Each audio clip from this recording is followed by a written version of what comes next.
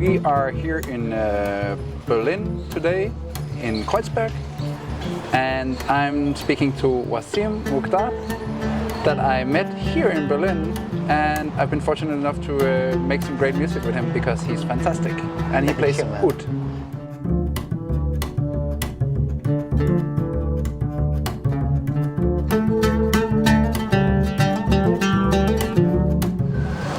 All right. Hey, Wassim, we're in Berlin, and I always found this city very captivating and interesting. I mean, of course, it has its ups and downs, but how do you feel about living here? I would say I was fortunate enough to choose the place of exile. Right. To choose where do I want to spend the next part of my life. Yeah. And I chose Berlin consciously. Look, for somebody who suffered and is suffering a war, Yeah. Berlin is the best place. Berlin had its war or wars till the Second World War and learned from it. Mm-hmm. And then was the Cold War and the Berlin Wall, which was a symbol for a whole era, Yeah. the Cold War. And then the Berliners overcome that era. They changed the world by choosing, okay, we need to work together. We need to be one. We are not ought to be separated forever. This city has, if I might speak generally, has the experience of National Socialism, has the experience of communism, has the experience of capitalism, all in one city. Right. And for me, this works like the city is vaccinated from the most dangerous social diseases that I know exists. Like exploitation, here the left is very strong. War, here the city is the pacifist movement is very strong in this city. In Germany in general, but in the city in particular. And the city is very attractive, so it's very diverse. Yeah. The multicultural, there's like for a musician or for an artist, it is a heaven because there is freedom, liberty is very like individual and social liberties are they are very respected here. And this is the kind of environment for a musician or for an artist to create and to live in.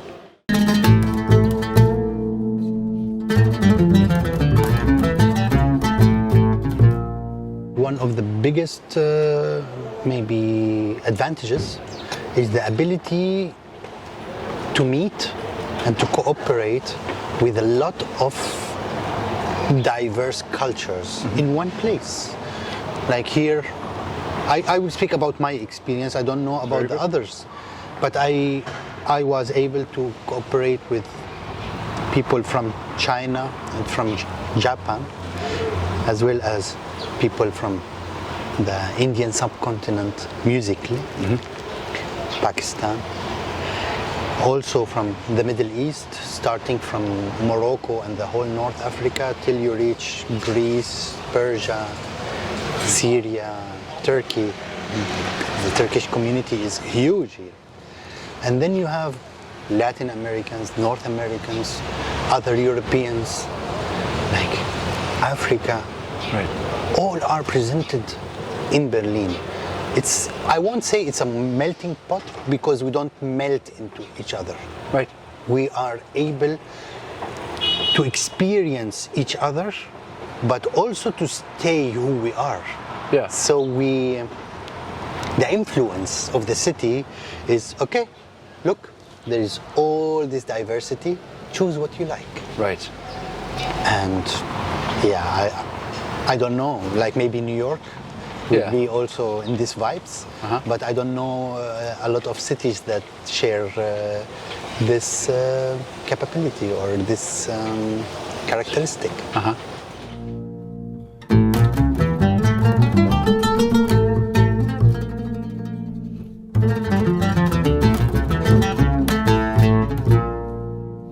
I don't know if we need to talk about how strong the music is.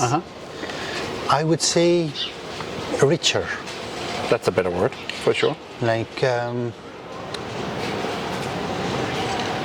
music is a mean of communication. Like, of course, it's a mean of expression as well. But normally, you don't tend to express only for yourself. You express for others. So, in Berlin, you are being able to express yourself. Others are able to express themselves. We are able to communicate on stage or in studio together, to communicate, to have a dialogue, a musical dialogue between different cultures. Right. And then we open the dialogue for the audience as well, right, which is also multinational and intercultural, which gives, I would say, a total new aspect. Because, okay, let's say I am playing music with you. You come from Denmark, I come from Syria. It's not only two cultures in the scene. There is also the audience. Germans, Italians, Africans, Arabs, Turks. Right. The city is so diverse. To find somebody and come to you and to say, you know what, playing the oud reminds me of Argentina. And for me, it's kind of weird, but it's funny. Yeah. It's like, you know, I define the purpose of music in mainly two dimensions: either nostalgia or curiosity. And I'm not talking about the musicians themselves, I'm talking about the audience. Why does the audience come to listen to music, or they click a link or whatever? Either to hear something that they already know, reminds them with certain things, either a certain moment or a certain circumstances, or to experience something new out of curiosity. And these two aspects are, I would say, are very well established in Berlin, because in the very same time that people know what they already like and they are very confident with it, they are very open, because the city itself is very open.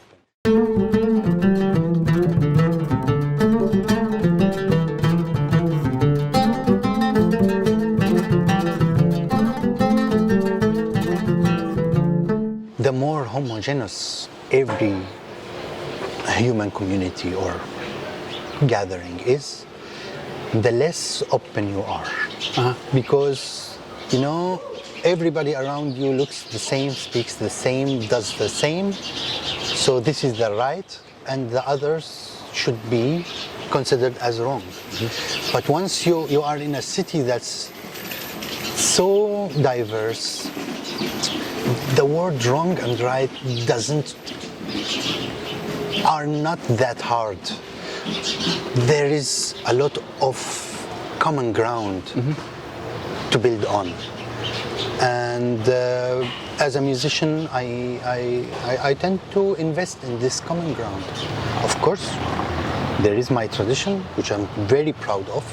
I come from an Arabic, from Ottoman tradition, from Middle Eastern tradition, which I am very aware of and proud of its development as well. It's not a one thing, it's a diversity of traditions.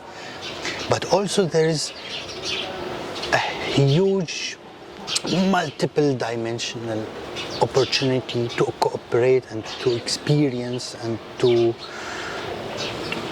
experience something new as a creator and as an audience as well. Like when I go to watch concerts or to watch theater or films or exhibitions. Yeah, I would dare to say that the more diverse a community is, the more rich the product of every art is. That's such a good point. Beautiful.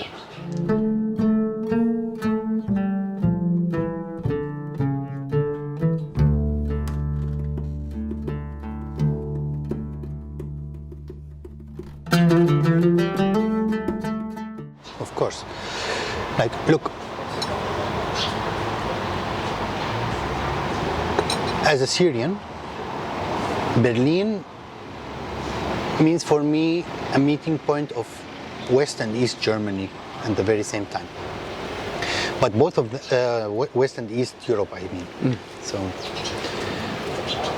and as Berlin is the meeting point of West and East Europe, for a Syrian is 3,000 kilometers away, also culturally. So it doesn't make sense to rely only on what you see now to understand the process. You need to have an inside look into what have been and what's going on otherwhere. Yeah. And what's the better way to do it than to read about it and discuss it in the academical circumstances. Yeah, I would say there is the practical side of music that I'm fortunate enough to experience with a lot of fantastic musicians. But there is also the theoretical part. It's like learning a language. You can speak on streets and you can acquire the language, but if you want to go deep into the language, you need to read the literature of like 200 years ago, what's poetry written in this language, who are the philosophers of this language, what did they say, and those things you don't get on street, not in practice. You need to read. Right. And what's better guide than a university, and a renowned university, like the Humboldt University, to open those doors of knowledge for you and to let you go and to swim in this sea of knowledge. And that's why I would say acquiring knowledge in an academic way is how I also perceive communicating with the new community I chose to be part of.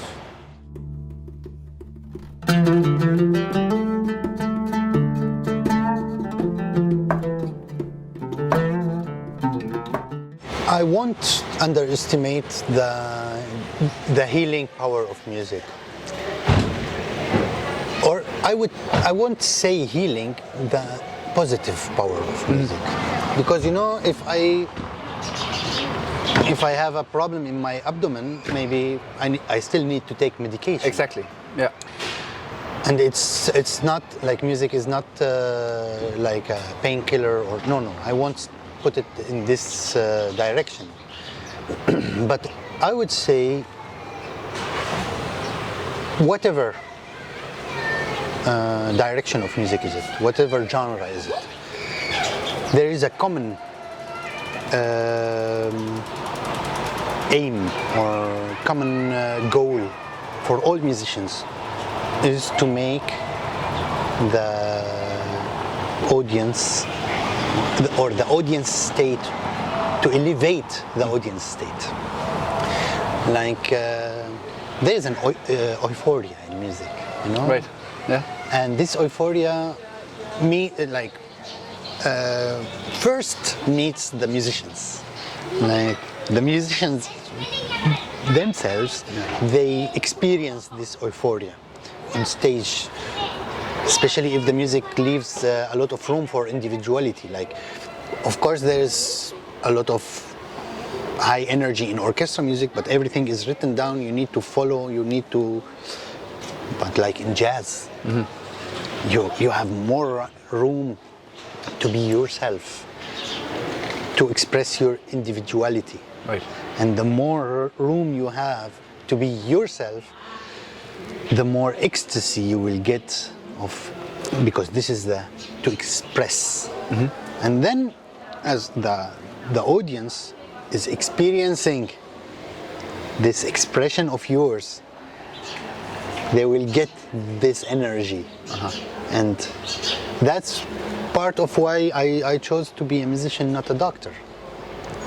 Because, you know, although both of them, both professions tend to help people to elevate the state of a person. Yeah. But like medicine tends to bring people back to the normal. Like from sick to normal, not sick, neutral. Music is normally to elevate, if you are neutral, to go way to the positive. Right.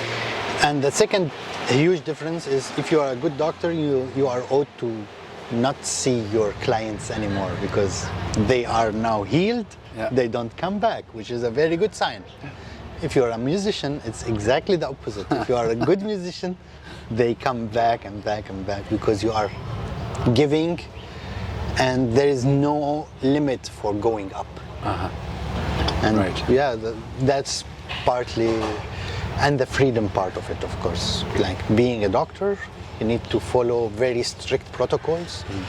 And I won't say there is a huge room for creativity. Like creativity, maybe in the research field of it, but not in the everyday of a doctor. You need to follow very specific procedures. In music, especially non-classical music, you have more room to do, like there is multiple ways to do the right thing. Right. You are not always searching for the one right thing. There is a lot of right things to do. And you need to choose one of them and to follow the path.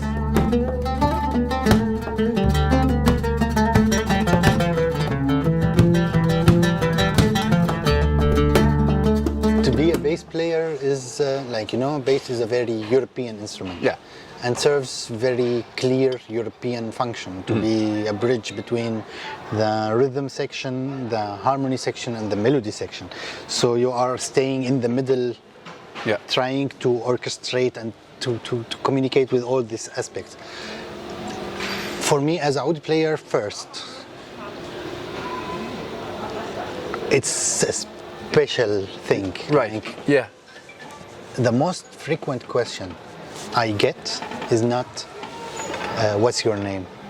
It's what's the name of your instrument? Right. You know? Yeah. So, which is fine. Of course, this instrument doesn't belong like naturally to the city. No. It's brought to the city. You know? Even if we are like 50 oud players, 100 oud players, how many are we? 200 oud players? Right. Think about guitars. Yeah, There's thousands. Yeah. So, just playing my instrument, I am kind of unique enough starting. But then, of course, there is also, as oud player, which type of oud do you play? Which type of music do you play? And I would say my personal choice is the following. I need always to work on my technique, how to deal with my instrument, how to feel my instrument, and to express myself the best on this instrument. And then comes the projects I'm part of, like how diverse the projects and what type of knowledge I should acquire before I am certain that I am presenting what I consider to be good enough for the audience. So if I'm doing jazz, for example, am I playing standards or am I playing new music? If I'm playing standards, do I have the harmonic knowledge? Did I listen to different recordings, interpretations, covers, and then I need to develop my own understanding of this music. Newly composed music is then different because I need also to see how I am, because I am allowed to add more Right. in a newly composed music. But then this is only jazz. What about classical music? Like playing in an opera or in an orchestra is different than playing in theater, for example. Right. And then you see that in every project I do, I have to do a lot of background readings and exploration in order to give a product that I'm proud of. Right. And all of this on an instrument that is, I would say, in the European context, is unique. Yeah. So I won't say that the question of being unique occupies me a lot. No, because maybe it just comes naturally. Maybe I'm also like a lot of other musicians. I don't know, and really I don't care, because the idea is if I'm proud enough with my project and product, I'm satisfied. Very good. And then if a lot of people are doing the same, why not? If I'm the only one doing it, also why not? It's not about how many people are doing this or that. It's about how convincing is what I am doing. And that's it what drives me.